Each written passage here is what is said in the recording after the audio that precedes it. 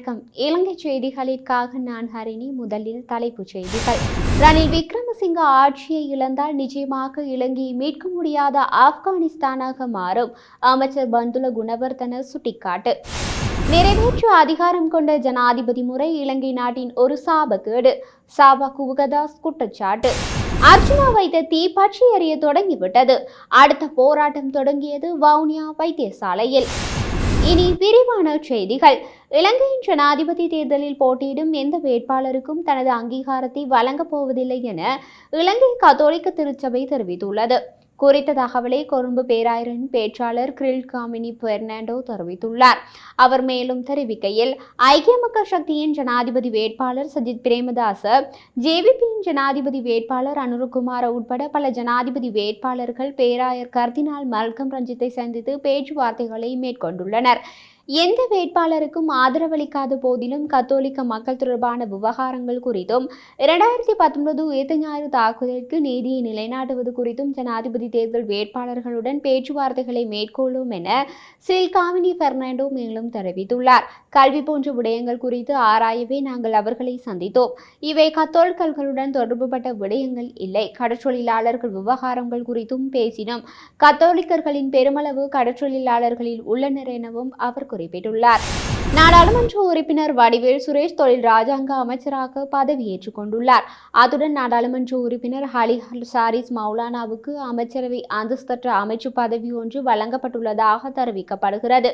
ஜனாதிபதி செயலகத்தில் இன்று ரணில் விக்ரமசிங்க முன்னிலையில் அவர்கள் இருவரும் பதவி பிரமாணம் செய்து கொண்டதாக தெரிவிக்கப்படுகிறது.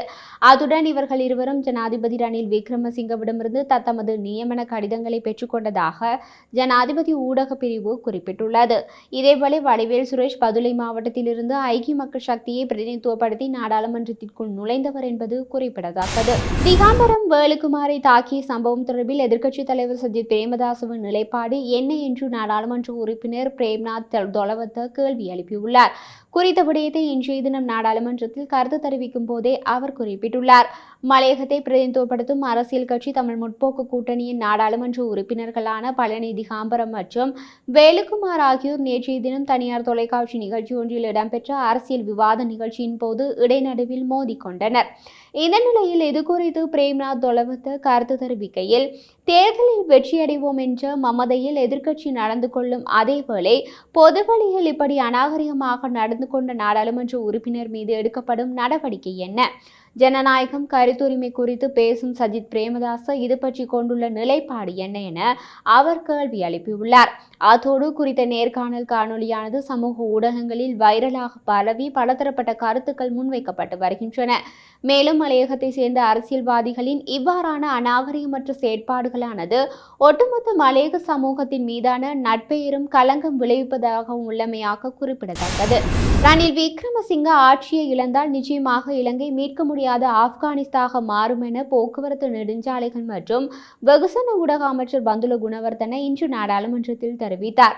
முன்னல் எரிபொருள் எரிவாயு மற்றும் மின்சக்தி இழப்பு ஏற்பட்டதாகவும் அது தற்காலிகமானது என தெரிவித்த அவர், மீண்டும் அவ்வாறான நிலை ஏற்பட்டால் எரிபொருள் எரிவாயு மின்சாரம் இல்லாத நாடு என்றொன்று உருவாகும் எனவும் குறிப்பிட்டார். இந்த சந்தர்ப்பத்தை இழந்தால் மீண்டும் ஒரு சந்தர்ப்பம் கிடைக்காது என தெரிவித்த குணவர்தன, தேவதை உலகங்களை உருவாக்குவோம் என தெரிவிப்பாளர்கள் நாட்டில் அனர்த்தத்தை ஏற்படுத்துவதற்கு இடமளிக்க முடியாது எனவும் தெரிவித்தார். நாட்டின் ஜனநாயகத்தை பாதுகாக்கும் முதுகெலும்பு ரணில் விக்ரமசிங்க என்ற தலைவருக்கு மட்டுமே இருப்பதாக அமைச்சர் மேலும் கூறினார். எதிர்க்கட்சிகள் அரசியல் ஆதாயம் தேடும் நோக்கில் தவறான கருத்துக்களை சமூகமயமாக்கி வருகின்றன என நகர அபிவிருத்தி மற்றும் வீடமைப்பு அமைச்சர் பிரசன்ன ரணதுங்க தெரிவித்துள்ளார். நாடாளுமன்றத்தில் இன்று உரையாற்றும் போதே அவர் இதனை தெரிவித்துள்ளார்.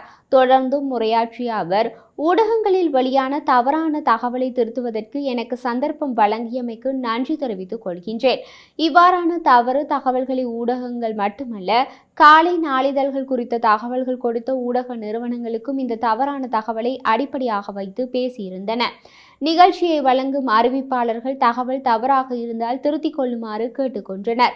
அண்மையில் இடம்பெற்ற அரசியல் கூட்டம் ஒன்றில் தயாஸ்ரீ ஜெயசேகர MP மதுவரி அனுமதி பத்திரம் பெற்ற பலரது பெயர்களை குறிப்பிட்டுள்ளார். ஒருவருக்கு நான் காலால் அனுமதி பத்திரம் கொடுத்ததாகவும் கூறினார். நான் யாருக்கும் மதுவரி உரிமம் வழங்கவும் இல்லை, அதற்காக யாருடைய பெயரையும் பரிந்துரைக்கவும் இல்லை. அரசியல்வாதிகளுக்கு மதுவரி உரிமம் வழங்கப்பட்டதாக கூறி அரசியல் ஆதாயம் அடைய எதிர்க்கட்சிகள் தவறான சித்தாந்தத்தை வளர்த்து வருகின்றன.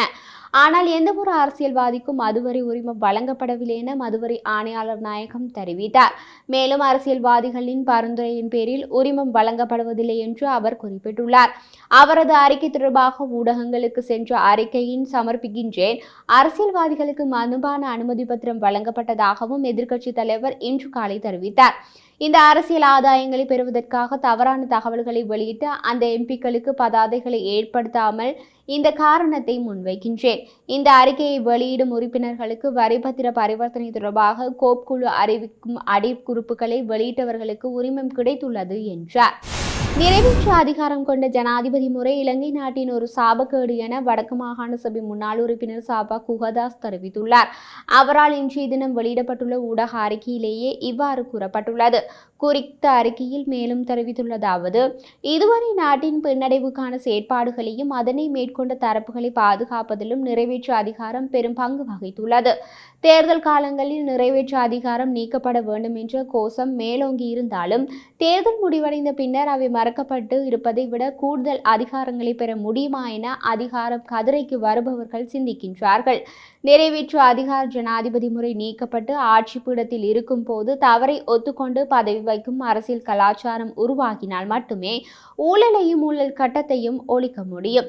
மாறாக சர்வாதிகாரம் முறை தொடர்ந்தால் நாடு ஊழல்வாதிகளின் பாதுகாப்பு கூடாரமாகவே மாறும். அத்துடன் இனவாதத்தை தனிய விடாது தீயாக எரிய வைக்கும். நாட்டில் இனவாதம் மேலோங்கி தேசிய இனப்பிரச்சினைக்கு தீர்வு இல்லாமல் நாடு பெரும் பொருளாதார பின்னடைவை சந்தித்த பின்னரும் நிறைவேற்று அதிகார ஜனாதிபதி முறை பாதுகாக்கப்பட வேண்டும் என்ற பிற்போக்கு சிந்தனை பேரினவாதிகள் மத்தியில் புரையோடி போய் உள்ளது என்றால் நாடு முன்னோக்கி செல்ல வாய்ப்பே இல்லை என குறிப்பிடப்பட்டுள்ளது. மன்னார் பொது வைத்தியசாலையில் நடந்த மருத்துவ முறைகேட்டை தட்டி கேட்டு சென்ற வைத்தியர் ராமநாதன் அர்ஜுனா கைது செய்யப்பட்டு சிறையில் அடைக்கப்பட்ட பின் பிணையில் விடுவிக்கப்பட்டார். அவர் மீதான வழக்கு இன்று நீதிமன்றத்தில் விசாரணைக்கு எடுத்துக் கொள்ளப்பட்டு அடுத்த மாதத்திற்கு ஒத்திவைக்கப்பட்டுள்ளது. அதே நேரத்தில் வைத்தியர் ராமநாதன் அர்ஜுனா பற்ற வைத்த தீ இப்போது பெரிதாக எரிய தொடங்கியுள்ளது. வெவ்வேறு வைத்தியசாலைகளில் நடக்கும் மருத்துவ முறைகேடுகளும் மரணங்களும் வெளியாகி மக்கள் போராட்டங்களாக மாறி வருகின்றன. இப்போது வவுனியா வைத்தியசாலையில் வைத்திய முறைகேட்டால் ஒரு பச்சிளம் குழந்தை உயிரிழந்துள்ளது. சாவகச்சேரி வைத்தியசாலையில் நடந்த தவறுகளை வெளிப்படுத்திய வைத்திய நிர்வாகி ராமநாதன் அர்ஜுனா வெளிப்படுத்திய மருத்துவத்துறை முறைகேடுகள் இவ்வளவு காலமும் ஊழல் செய்து கொண்டிருந்த மருத்துவ மாஃபியாக்களுக்கு மிகப்பெரிய சிக்கலை ஏற்படுத்தியுள்ளது. காரணம், மக்களுக்கு மருத்துவத்துறை தொடர்பான விழிப்புணர்வு ஏற்பட்டுள்ளது.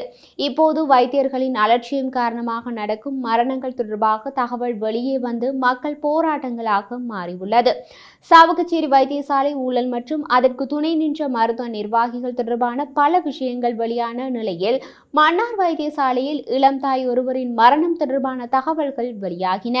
இப்போது வவுனியா வைத்தியசாலையில் வைத்தியர்களின் அலட்சியத்தால் பச்சிளம் குழந்தை உயிரிழந்த விஷயம் பொதுமக்களின் போராட்டமாக மாறியுள்ளது.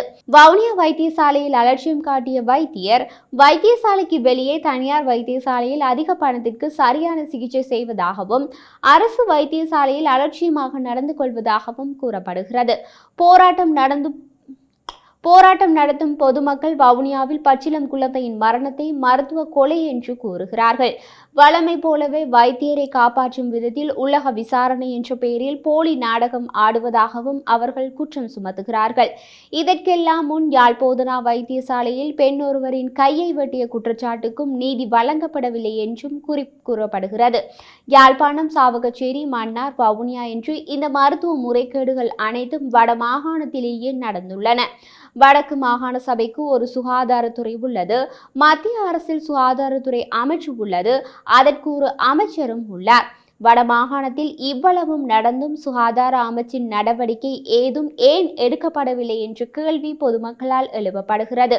மக்கள் விழித்துக் கொண்ட காரணத்தால் இனி மருத்துவத்துறை முறைகேடுகள் பகிரங்கமாக போகின்றன என்பதால் மருத்துவ மாஃபியா மற்றும் அதற்கு துணை போகும் மேலதிகாரிகளின் முகத்திரைகள் பகிரங்கமாக கிழியத் தொடங்குகின்றன.